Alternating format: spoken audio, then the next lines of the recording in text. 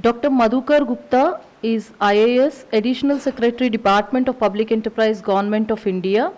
He has been Secretary, Government of Rajasthan, Commissioner and Managing Director, Rajasthan Cooperative Dairy Federation. He is a Bachelor's in Engineering in Electrical Engineering from Thapar Institute of Engineering and Technology and holds a Master's in Public Administration from Harvard Business School. Dr. Gupta is an IAS officer in the batch of 1985 and holds a brilliant track record in academics as well as in administration. He has served many departments, ministries, and states before he took up as Additional Secretary, Department of Public Enterprises. He is a post-graduation in Public Administration from Harvard University and Public Policy from Syracuse University, USA, and he also earned his doctorate degree in Development Economics. He has been serving as a visiting faculty in many of the B schools and also technical institutions such as BITS Pilani and other B schools in Delhi. He also worked in UNDP for some time during his career. With this warm brief, I request Dr. Gupta to take over the session and detail us with the presentation. Thank you. Dr. A.K. Rath, former Secretary to Government of India and now Professor at the Center for CG and SR, IMI Delhi.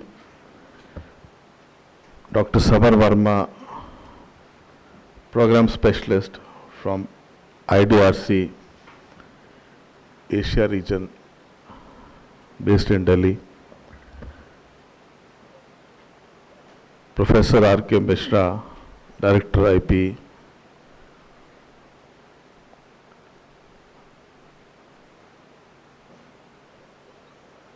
Mr. Sridhar, Executive Director, NLC. Mr. Dr. Jivitesh Rath, GMHR, NMDC.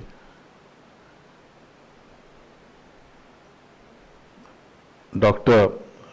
Shulagna Sarkar, Assistant Professor, IP and Conference Convener. Dr. Deepthi Chandra, Assistant Professor, IP. Mr. S.S. Murthy,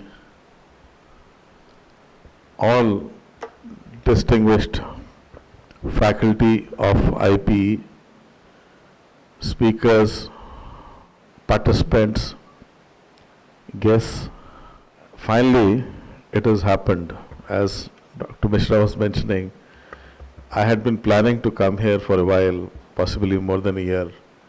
And all credit has to be given to Dr. Mishra for giving me this opportunity of being here. It was a hit and miss case yesterday also, but finally it happened.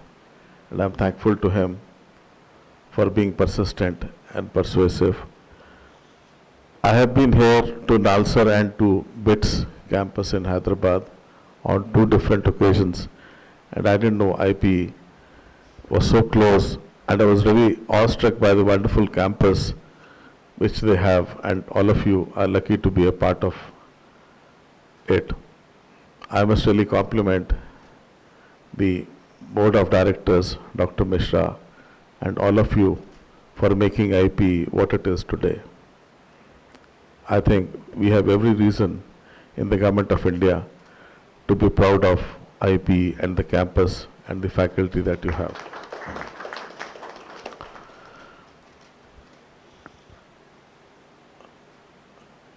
I was looking at the plan that Dr.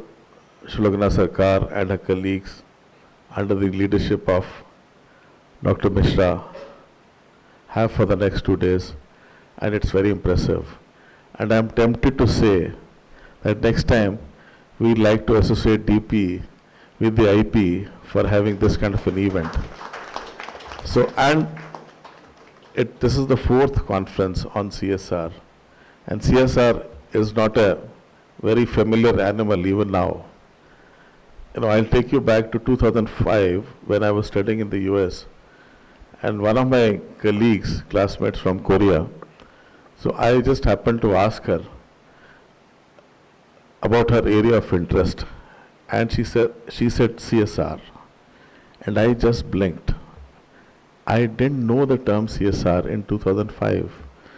I'm not sure how many of you knew about CSR in 2005. Philanthropy, giving, charity, everything is something which is age old. But then consultants, international agencies, they are very fond of throwing new acronyms, new terms at us every year. But now CSR is something which is very easily understood, and we use it very liberally. In the last more than 10 years, a lot of water has flown in the CSR space. But I believe we are still scratching the surface. A lot, the best is yet to come. When I joined the department, we didn't even know how many funds were there in the public sector system for CSR. So then we started collecting data, and finally, for the first year of implementation, we realized the total CSR spent under the CPSUs, centrally owned public sector undertakings, was nearly 3,700 crores in the first year. It came down to 3,500 crores in the second year because of the recessionary conditions. In the private sector space, I suspected the CSR funds to be more than 10,000 crores, but they were less than 10,000 crores. Overall, put all the private sector and the public sector companies under the Companies Act put together, I think the total availability of funds is nearly 10,000 crores. Which also means that many of the private sector companies are very smart in not declaring large profits. They plan investments, they use various mechanisms not to show too many profits, so that their commitments, subsequently their commitments also under CSR come down.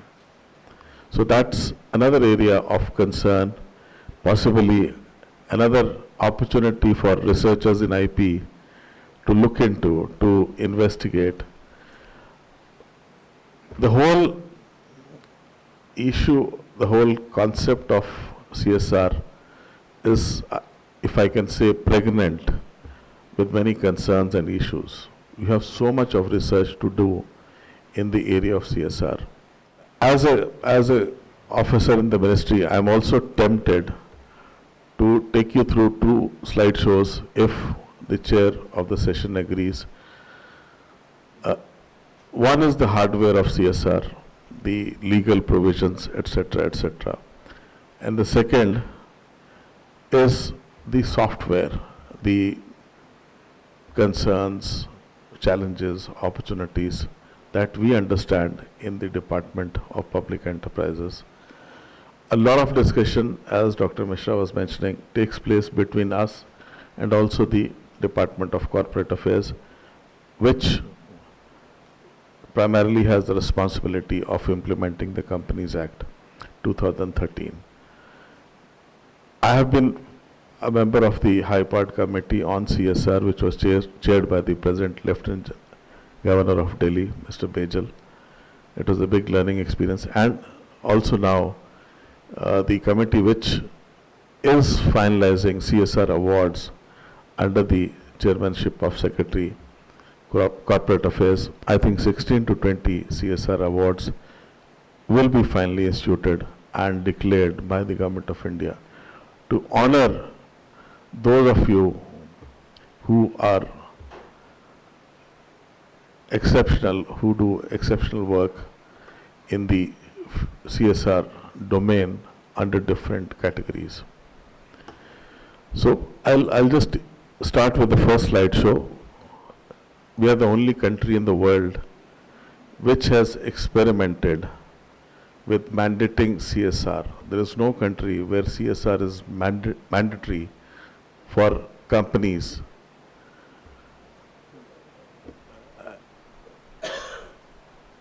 There are pros and cons. India has taken the risk under many schemes, rightly or wrongly. I'm not here to stand in judgment over them. But then the whole world is looking at us very curiously, including the execution of CSR, right to information, right to food, Narega, you might remember SCZs, independent power producers. So many concepts were initiated in our country, and possibly we went in for legislation to implement those ideas. Other countries, I've seen professors, I remember my professors at the Kennedy School or at the Harvard Business School asking me questions on SCZs or on Narega. So they used to wonder how a country like India is able to experiment with something like Narega, whereas other countries have resisted the temptation to go in for something like Narega. Likewise for SCZs. Some ideas have succeeded, some ideas have not. Some ideas have partially succeeded. But then the challenge is how to make CSR successful. Section 135 of the Companies Act contains practically provisions about CSR. Schedule 7 of the Act contains the activities which can be undertaken under CSR. Then you have some amendments which have taken place in the Schedule 7.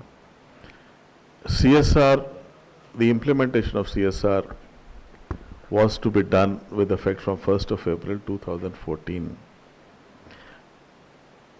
2017 is the third year of implementation of CSR. We can comment on CSR for the first 2 years now. When I joined, we didn't even have figures for the first year of implementation. Things were very fuzzy at that time, but we have better data and we have a much better appreciation of what's going on, but still we are in a nascent stage to be able to generalize many things. The thumb rule is 3 criteria which are or, they are not and. Those companies which have a net worth of 500 crores or more, a turnover of 1000 crores or more, or a net profit of 5 crores or more.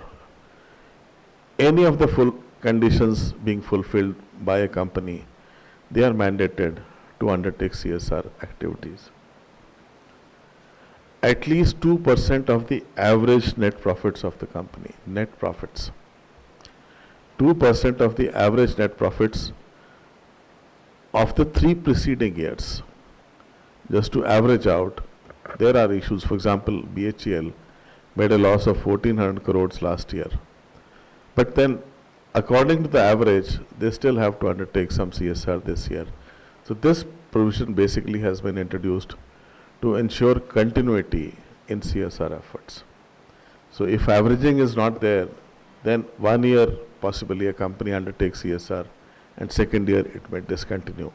So the averaging is done basically with this purpose. 2% calculation. I need to clarify one issue here, which many people, including myself, we didn't understand for a long time. If the profit before tax, PBT, of a company is 5 crores or more, PBT, then it is obligated to undertake CSR.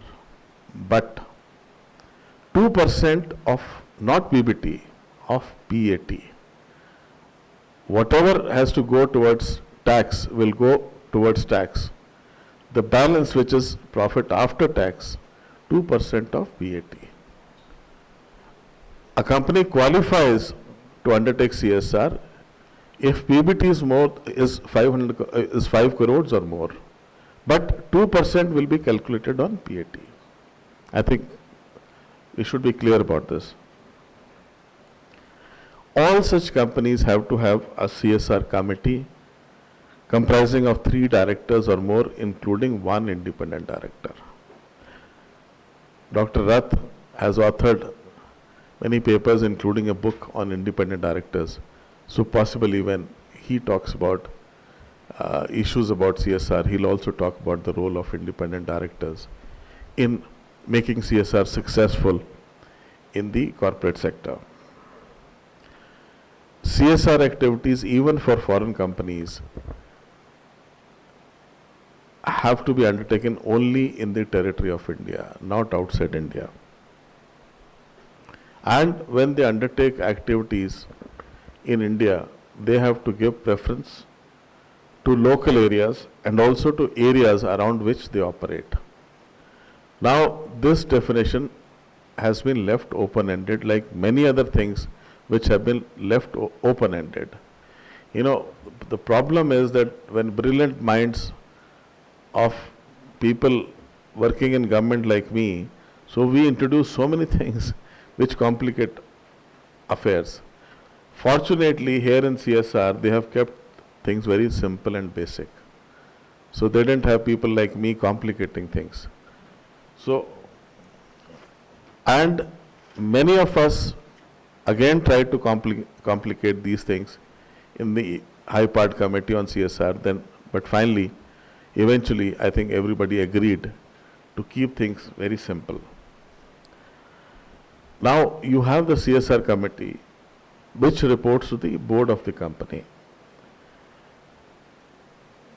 The CSR committee, the mandate of the CSR committee is to formulate and recommend a CSR policy, which shall indicate activities as specified in Schedule 7 of the Act. So, the CSR committee decides which are the activities the company wants to focus on, and then the expenditure to be incurred on these activities, and also the area and the region where these activities are to be undertaken. And also they monitor the spending on CSR from time to time. The execution and implementation of CSR activities is also the mandate of the CSR committee. Now, once the CSR committee makes a policy, it has to get it approved. It discloses the CSR policy to the board of the company, which approves it, and also puts it on the website of the company. They are obligated to put the CSR policy on the company website and also disclose it in their annual report. Implementation, in addition to the CSR committee, implementation of CSR is also the duty of the board of the company. In case the company fails to spend 2% of the funds which they were, 2% of the PAT, which they are required to spend in that financial year, they are required to report in writing the reasons because of which they could not fulfill their commitments. In the case of public sector companies, we have issued a mandate to all CPSUs that in case they do not finish works up to 2% of PAT in that financial year, they are duty bound to carry it forward to the next year or next years. Again, discussion took place. It should be 1 year, 3 years or 5 years. Finally, we could convince the committee, keep it open-ended, keep it flexible, let them decide. And I'll also like to bring out my experiences with the Committee on Public Undertakings, which have been pulling us up again and again for various acts of omission and commission in the CSR domain. So they have come down very heavily on us and the Department of Company Affairs, and they hold us responsible. And from time to time, they have been asking us to get more information from the CPSUs to ensure, as Dr. Mishra mentioned, some issues about CSR. I'll tell them as we go through the presentation. So the Parliament of the country which approved this act is concerned, and it has conveyed its concerns to all concerned, all stakeholders from time to time in its meetings, that they mean business and they want CSR funds to be spent in the manner for which they are expected to be spent. Now the Schedule 7 in the next slide enumerates all activities which are covered under this act, under CSR provisions.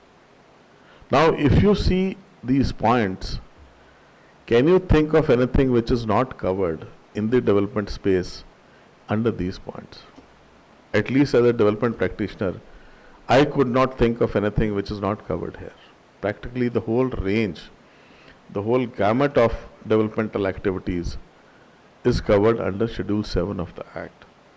It also has some new ideas like contribution to technology incubators. For example, an institution like IP, I would really encourage them to get in touch with CPSUs to have some technology incubators. This is a big opportunity to get funds for research through different chairs, different outfits in your institutions for development of new ideas, for development of new technology, R&D. Promotion of sports. My wife, who is also my colleague in the civil service, so she happened to she was going to the Olympics, and she condescendingly offered that I could also come with her. So finally I went as baggage. But then when I landed up there, I realized that the biggest contingents had been sent by government of Haryana and government of Telangana. I think we are sitting in the land of Telangana. And those two states got the medals for India. Haryana had 22 people who had come for different things. They even brought cooks to cook for their own wrestlers. Many of them are vegetarians, so many of them can only eat whatever they eat at home. Including cooks, they had hired 2 houses. Telangana also, including some colleagues and Minister for Sports, I think they were also there. And what I was trying to say was, you select a niche area. The corporates can select a niche area, as Dr. Mishra was talking about. Mr. Rathat, NMDC, you select the area where you want to make a difference and sustained work in that area. Small state like Haryana, small state like Manipur, Telangana, new state, yet you make a difference.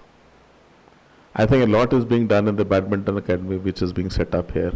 Similarly, I was dragged into seeing a film 2 weeks back on 2 very famous female wrestlers of Haryana. I think some of you might have seen that film. So it's a big lesson in how a small initiative in a small place can go global and successfully. Likewise, protection of national heritage, art and culture. So these are some niche areas which have been opened up under the provisions of the CSR. And it all depends how innovative companies can be. My personal feeling is that if companies also, corporates also want to follow the beaten track, then how they're different from government? If they are not innovative, if they are not ingenious, then government has limitations. Government officers have so many other things to do, including development. Whereas you have very high quality human resource in corporates, public sector as well as private. Now, a lot of things, Dr. Mishra in his opening remarks, he alluded to some of his concerns. And as I see, many corporates, including CPSUs, are using funds which they are not expected to use funds for purposes which are beyond the purview of this act, creating their own infrastructure. So I'll just highlight, and many of the people on the boards of different corporates will be in trouble in the years to come. Also, we will be failing as a country, we will be failing in fulfilling our obligations under CSR. The concept is fine, but then if we don't implement it well, what happens? In many cases, we find the concept is very, very acceptable, desirable, but then implementation is just not good enough and it fails. CSR projects or programs or activities that benefit only employees of the company and their families are not CSR. This the company would do anyway for its employees. And we can have the question answer session after everybody has spoken, but then in case you have any doubts, please raise your hands, because later on the context is lost. One-off events such as marathons, awards, charitable programs, film nights, advertisements, sponsorships, TV programs are prohibited under CSR. You can do it under your advertisement budgets or branding budgets, but not under CSR. One of my colleagues, Chairman of Coal India, and some of his other colleagues in other PSUs had a lot to answer when they provided money to a hockey league, Hockey India league. So many questions were raised.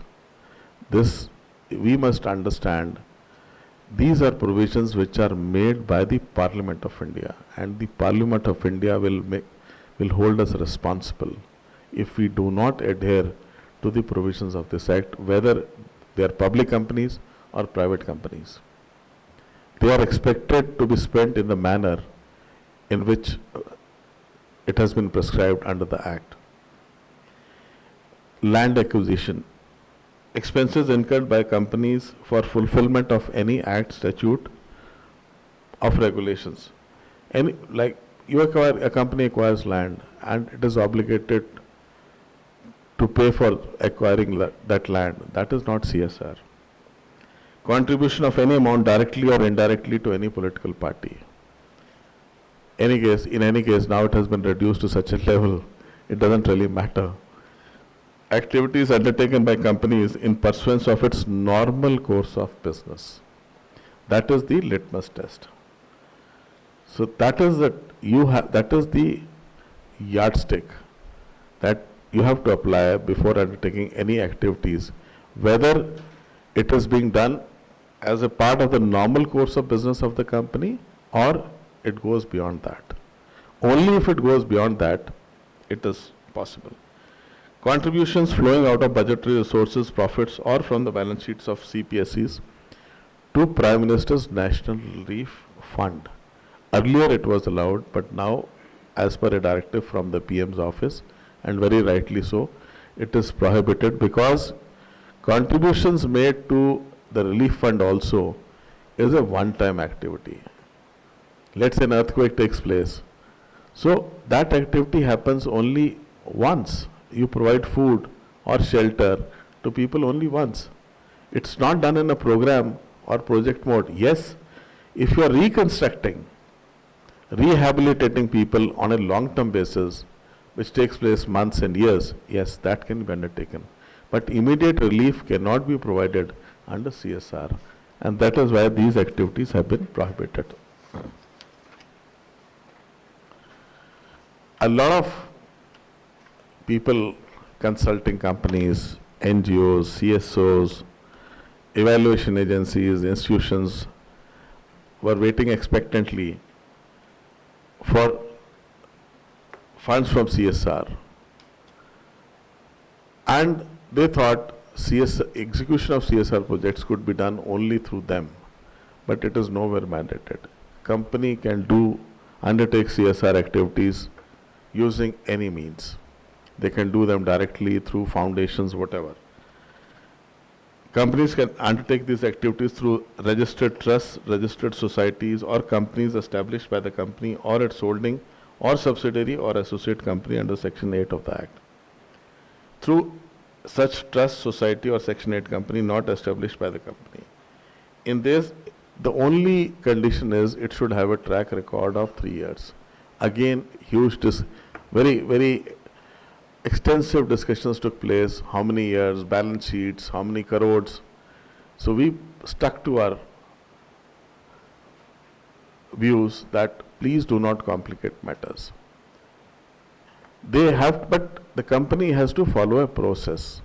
Mr. Rath can't be giving a project to Madhukar Gupta just because he knows Madhukar Gupta. No, he has to follow a process, just like a tendering process, just like a selection process. If you are selecting people for the company, you follow a process. Likewise for CSR. CSR spending in CPSEs is monitored by the administrative ministries also, including DP. We have a MOU system of rating CPSUs in DP, and for non-complying with the CSR provisions, there is a negative marking of 1, and we could also downgrade the CPSU. The classification also can come down by 1 notch if the company is not fulfilling its obligations under CSR. So basically it has been done not to put too much of emphasis also on CSR. Many of the companies are saying that they are being digressed from their core businesses. CSR spending is 2% of the total profits. So a company should not get sidetracked or should not get diverted from its core businesses. So that is why there's no incentive for good CSR activities under our own grading system. But then there are disincentives for non-performance under CSR. Many of you would know there are no tax benefits for spending under CSR. Whatever benefits already exist under different provisions exist, but there are no additional tax concessions or benefits under CSR. Finance Act 14 clarifies expenditure on CSR does not form part of business expenditure. So this is not expenditure. As I said earlier, there are certain tax exemptions provided to activities like contributions to scientific research, rural development projects, skill development projects, agriculture extension projects. They exist. But then no additional benefits will be given, as is mandated for companies. Now the hard data has to be furnished by companies after they finalize their annual reports, which they do normally by end of September. In addition, they also have to file CSR data, not only in hard copies but also electronically, and also load it up on their websites. So this is practically the architecture of CSR, the hardware, the framework as far as CSR is concerned for companies, private as well as public. And I would now focus on the next slide, which talks about the software. Now, my senior colleague, Mr. Dr. Rath, is here. And sir, after joining the civil service, when I went to a police station for the first time as an officer, not as an accused, so when I went to a police station for the first time, I saw a small temple inside the police station. And after I was curious, I said, how can a temple be inside a police station? And there is some diligent, some pious constable, head constable doing dhupatti every evening, morning, even in the police station. And all of us have our own impressions about the police stations across the country. Likewise, first time when I went to a jail, so I was not expecting to see a temple. When I say temple, a place of worship. So there are multiple places of worship there of all religions in police stations as well as jails or other offices. So I used to wonder why should they have a place of worship in the jail? But then the ethos is that there are people who feel that they need to remember God Almighty even in these places. Meaning thereby that all of us, wherever we work, we have the good in us. We want to do good for society. We feel that we need to remember the God, and when we remember Him, we also remember our obligations to society. So all of us, whether we work in government or we work in the corporates or wherever, we want to do good for society. That feeling is there in everybody. But then earlier, this opportunity was not there for people who were working in corporates. They could do something privately, but not through the efforts or through the balance sheets of the companies for which they work. This is the first biggest opportunity after independence for people to contribute directly towards greater good, towards the welfare of the people of this country. And when they contribute to the poor in this country, obviously, they also contribute to nation building efforts. Some of you might have experience working with, let's say, an agency like the Army Wives Welfare Associations. You have a huge network. Now, you have public sector undertakings working in very remote areas. After evening, what do you do? See television? What do you do? Socialize? How much? You have time and energy available with you, and now resources provided by CSR funds. Those can be leveraged. You not only leverage funds, you also leverage very high quality human resource. We must remember that we have some of the best human resources in corporations, private as well as public. Infrastructure. I remember when I was a district magistrate in a very remote area, Dr. Mishra will know, in Rajasthan,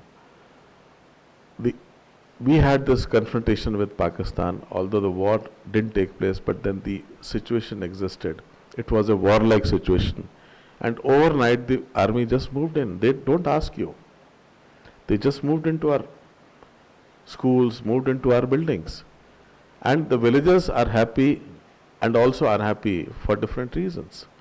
They are happy because army orders vegetables, meat, milk.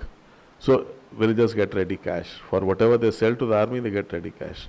But at the same time, they also have huge demands on water, for water scarce like state like Rajasthan. So they started taking away water from the villages. So they were very unhappy about that. So when they came and talked to me, so we had a meeting with the army officers. I said, what can you do for the villagers? Anyway, you are here. So you'll be here for a few days, few months, we don't know. So you're just sitting here. A lot of your officers and jawans are sitting here. What can you give back to the villagers? They said, we have 5 JCBs. I said, fine, you bring them along. And the villagers joined the army jawans in deepening their wells, deepening their tanks. Something which would have taken months to do, the JCBs could do in few hours. So when I speak about machinery, infrastructure, many of the corporates have labs. They have all kinds of machinery, infrastructure, materials. When they use different kind of raw materials, some of which they can spare, which are just sent as, given up as waste. Networks, petrol stations, all companies put together, they have more than 80,000 petrol stations in the country.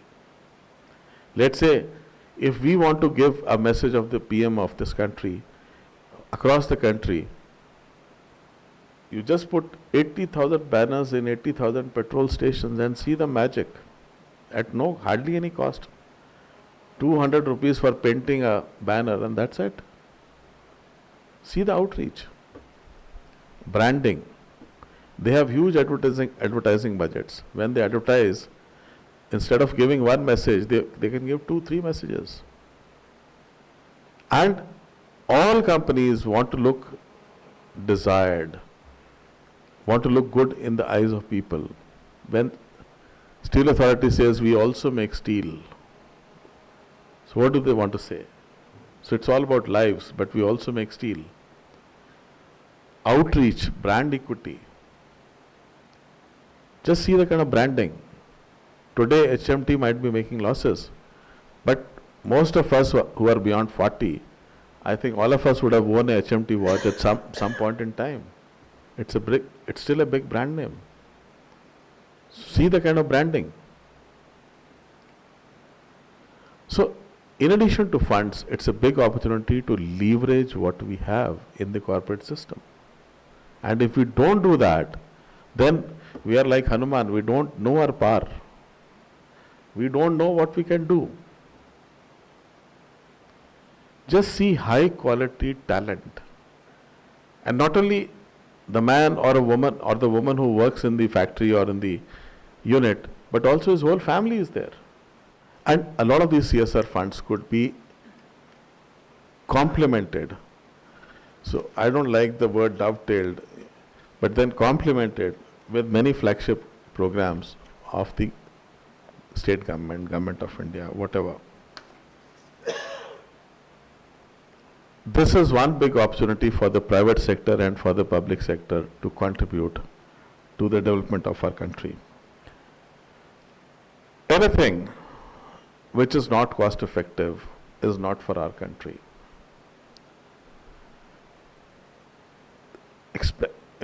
If I have to come to Hyderabad, I have to come through the shortest route. I can always come through Bombay, I can always come through some other place, but the basic idea is to reach where I have to reach in the shortest possible time and expense. If we don't find the best, most cost-effective solutions, then what? I remember, there was some very interesting discussion which I had with some of our officers in my state where I worked, including the CM. And the argument which was given was, why do we spend 18,000 crores for building elementary schools, schools for the smaller classes, for kids who have never gone to school. 10,000 lakhs on one building. And the argument which was given by me and some other people was, what is our final destination? Where do we want to reach? The final destination is teaching kids, not building schools. There is so much. Just look around in this country, the idle infrastructure that we have.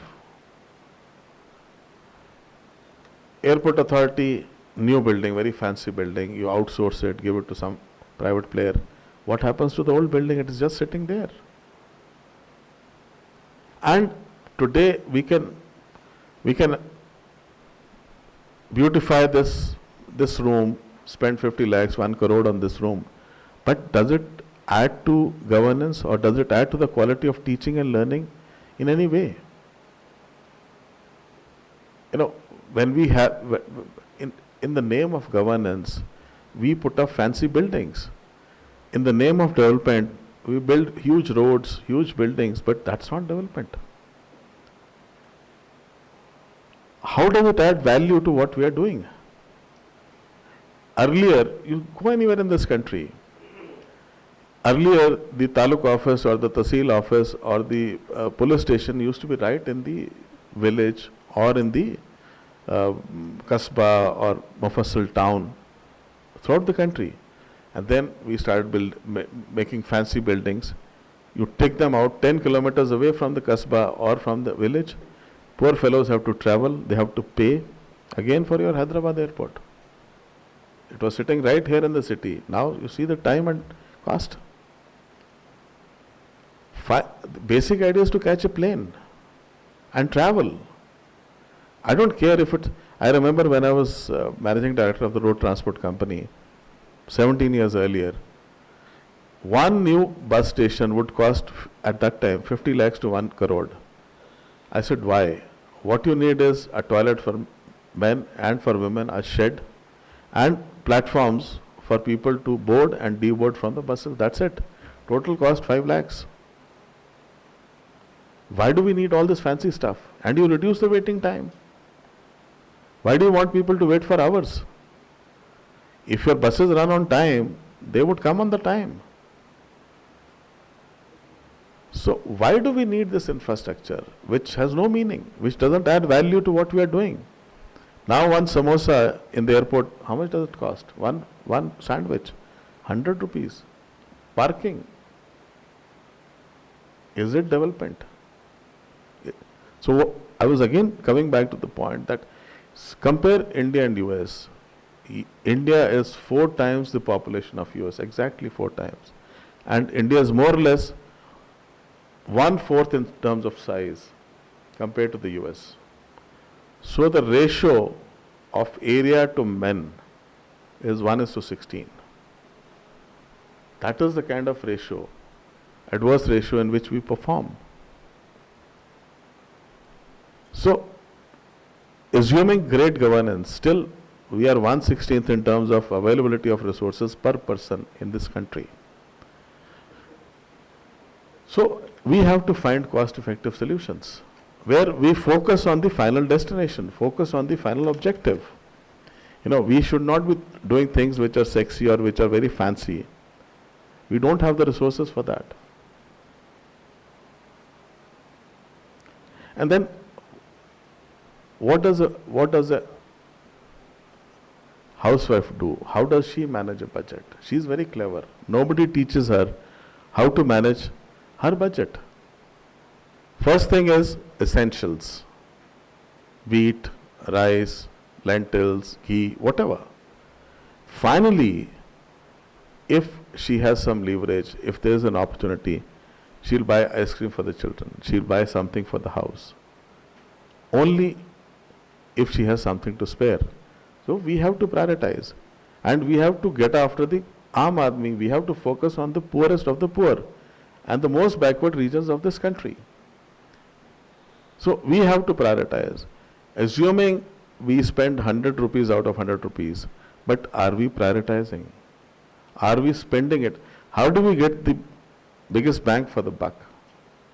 For a rupee which is spent on CSR, how do we get the maximum traction?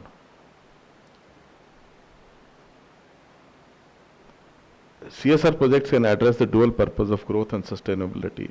As I said earlier, funds can be used as revolving funds. Projects can be pushed for years together. So you can take up ambitious projects, long-term projects. Now the last one. This is a big opportunity. I have seen conferences, workshops.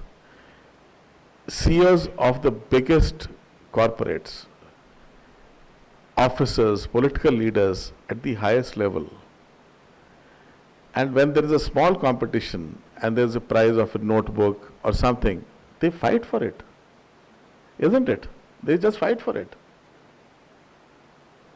And down the line, as I said earlier, many of us, many of you possibly sitting in this room, would be eligible or would possibly cover themselves with glory. Who knows, Padma Shri awards or whichever awards. And I don't think it will be difficult to get CSR awards. But then a lot of opportunities are there. Even if we look at it in a very, very selfish, very, very narrow fashion, still a lot of opportunities there to cover ourselves, our corporates, our companies with glory. I remember when I joined the UNDP, I was chairman of a cooperative bank, and I thought we did something very great by reducing the cost by 24% and increasing turnover by 32%. That's a lot to do in a year, but it happened. And I told the secretary concerned, I told the chief secretary concerned, and everybody said, yes, that's fine. Nothing happened. Finally, when the NABARD evaluated the performance in the cooperative banking sector, we were first in the country. So I got a call to receive that award, and it was given by the finance minister. When I met the UN country representative who was my boss in the UN, so she said, "Why are you here in Delhi? What happened?" So I told her. She said, "Can you send me an invitation to be there?" So she came, and the finance minister, when he saw her, he said, "Why are you here?" So she said, "One of my officers is receiving, he received one of the awards. That's why I'm here." And after I received the award, she said, "Let's go to our office, come to my car." And when we went to the office, she said, "Can you do me a favor? I want to keep this trophy on my table for one day." Just see the pride. As somebody said, I want to climb the Everest because it's there. It's a challenge which I want to accept. Why do we go crazy for yesterday night there was a match which I couldn't see. But then I really missed out on the thrill of watching that match. I'm not getting anything out of it, but the sheer thrill of overcoming a challenge, not at a personal level, but at a country level. Now, the concerns that I thought we'll bring it to your notice, possibly you know many of them. Inadequate transparency in selection of agencies by CPSUs. Basically, three things are there. Largely three things are there in needs assessment and baseline surveys. Many of you don't follow a process, but that's up to you. Project evaluation, execution and monitoring, project evaluation. So, are you following the whole process, or are you taking shortcuts? And then, how do you select agencies? One is the process of, right from needs assessment to evaluation. Are you doing it? Or secondly, how do you select these agencies? And then disclosure on CSR by companies. It was earlier reactive. It was a post-mortem. But now we want to make it concurrent. We want data to come to the line ministries and also to us every month, at least every quarter. So when you have Q1, Q2, in terms of profits and turnover, we also want data on CSR. And also, the easiest is you can host it on your website for people to see.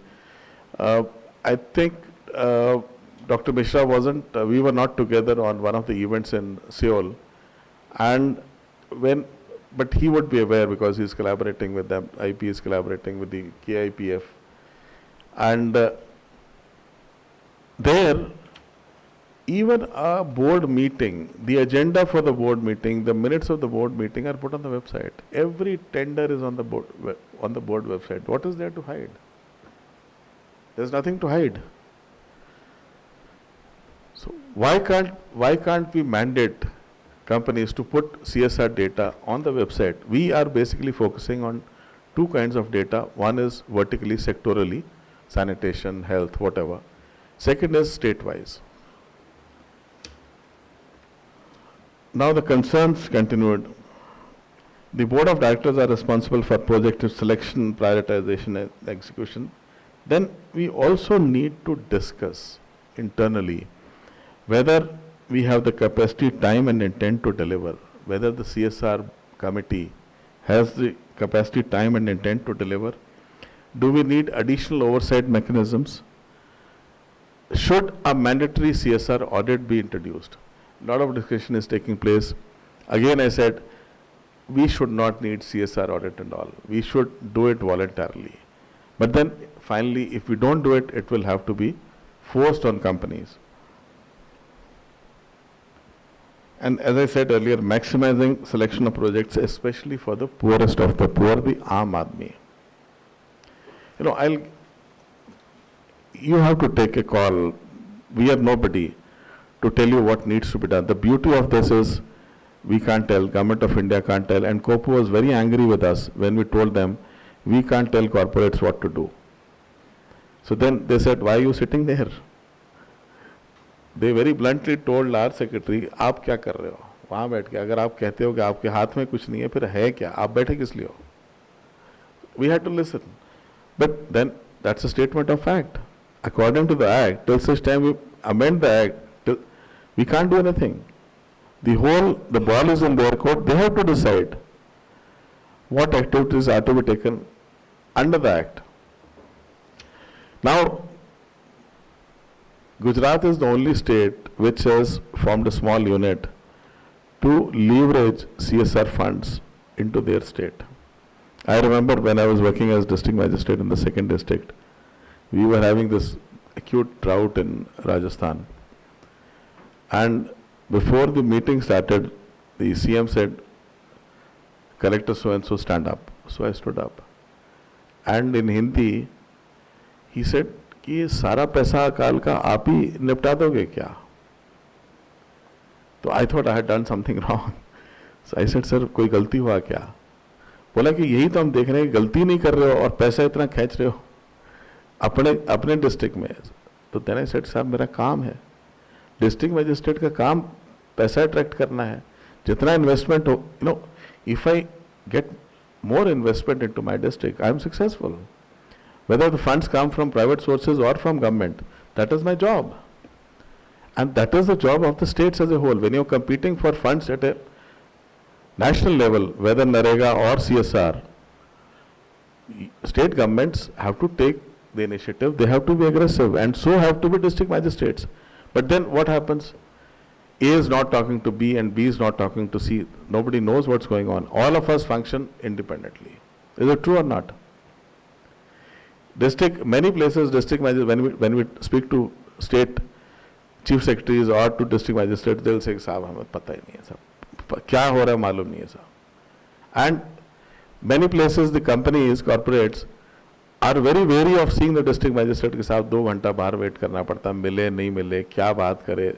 They are so full of themselves, बात ही नहीं करते हैं. That is also true on the flip side. Government officers are so full of themselves, they don't want to talk. A small level, at the block level, a small officer, he would find it demeaning to engage with people from companies. So two-way. But now we are trying to resolve issues of coordination between CPSUs, private companies, state and local governments, and Panchayati Raj municipal bodies. We have to take all stakeholders on board. After all, it is for the greater good of our country. Subsidies, as I said earlier, like subsidies by all CPSUs for gas subsidies, gas cylinders, etc., are a part of their normal course of business, no CSR. Selling your own projects, distributing tablets, distributing whatever, which your own company is producing, is not CSR. It is just not CSR. As I said earlier, disaster rescue and relief funds not to form part of CSR. Now, another challenge is, I am a NGO. I myself worked in an NGO after my first district for 2 years, and I learnt a lot in the process. If I am an agency and I want to access funds from, let's say, NMDC, from Mr. Rath, now how the hell do I get in touch with him? There's no mechanism. I would really ask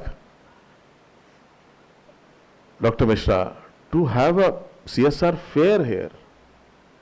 As they say, we bring you together, the rest is up to you. So you connect people. Backward and forward linkages, people, actors at different levels along the chain have to be connected, which is not there. You have marriage ceremonies and all, where they just come from villages and their boys and girls interact, families interact, and they decide to marry somebody, isn't it? So similarly, you have to get people together. I remember long time back in Singapore, I saw this hoarding on a bus. We bring you together, the rest is up to you. So it was very suggestive. So I asked one of my friends, I said, what does it mean? So he said, it is meant for the civil servants like you in India. It is meant for civil servants in Singapore who are very competitive, who are very idealistic. Rather than focus on their marriages, they focus on their careers. So they forget about marriage. So the government has started a conscious program of throwing picnics, dinners, parties for them to come together so that they can find partners. So similarly, you have to have interaction sessions, give opportunities for people to connect. Secondly, the use of internet.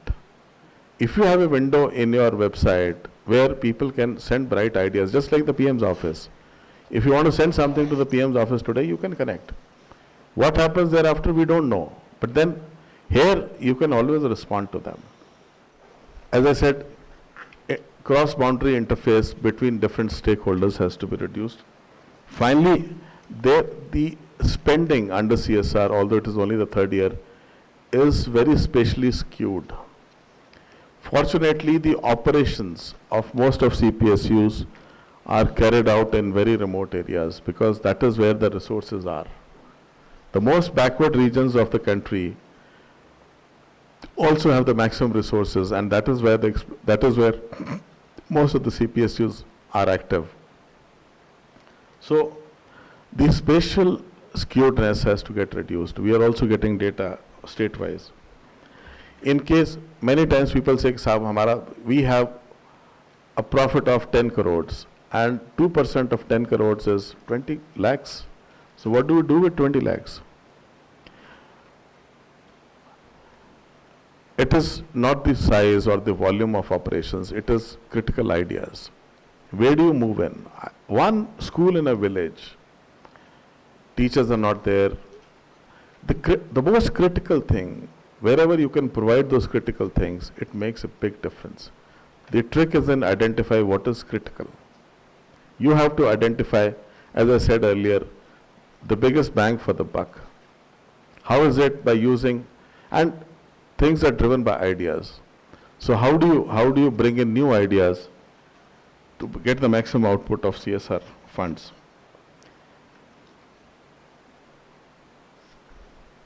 Avoiding reinvention, sharing. I would really encourage corporates to have newsletters, to send those newsletters to all concerned, all stakeholders, connect with people who matter.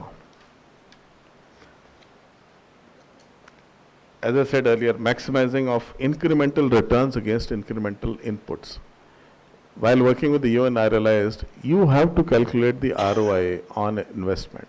If you build a check dam for 10 lakhs, down the years, how do you benefit? How does the village benefit from that check dam? What is the return? Identification of innovative, sustainable and scalable projects. So you experiment and then you scale it up. How do you define tangible, measurable outputs? Many times impact assessment is very nebulous. But then to the extent possible, how do you identify tangible, measurable outputs? And then we have to ensure that the projects are not only financially but also environmentally sustainable. The last slide, how do PSUs develop a social vision? Can we encourage them to have a social vision? All companies will have some vision statement. That vision statement is usually about, now many of them are also revolving around people or people's lives. But then usually they talk about volumes, they talk about profits, profitability. But then can we have a social vision in addition to an economic vision? All people working in the PSUs know the rationale, private sector is different, the rationale for the existence of the PSU system is not only to earn profits, but also for the greater good of society. As CEO of a dairy cooperative, my boss used to tell me, there is no difference between you and a milkman. Tum IAS adhikari nahi ho, tum gawale ho, and behave like a gawala. As long as you behave like one, you will be successful. And if you are doing that, you not only have to earn profits, but only reasonable profits. You can't be shortchanging the consumers. You can't be, your job is also to stabilize milk prices, prices of ghee, butter, whatever. If you are running a transport company, your tariff has to be lesser than the private operators. If you are running a hotel company, government hotels have to be cheaper and possibly in terms of quality better, which they may not be sometimes. Again, to re-emphasize arbitrariness, just because I know somebody, I know people in HelpAge, I know people in Work Hard, I know Tata Cancer Hospital, the questions which are going to be asked is why Tatas? Nothing against Tatas, but then why? Have you followed a process? So we need to be very mindful of, we might be doing the right thing, but are we following the right process? So I think I've taken a lot more, I've overshot my time, but then I thought I'll use this opportunity to say what my department or the government of India would expect me to say. You know, since I had this captive audience, so I thought I'll just bring out the thinking in the Department of Public Enterprises to you. And again, my heartfelt thanks to Dr. Mishra and his team for having organized this wonderful event, two-day event. I'm sure we'll have many more of them where we collaborate with them. And not only here in IP, outside IP, and I would like to thank all of you for giving me this wonderful opportunity of being here. Thank you so much.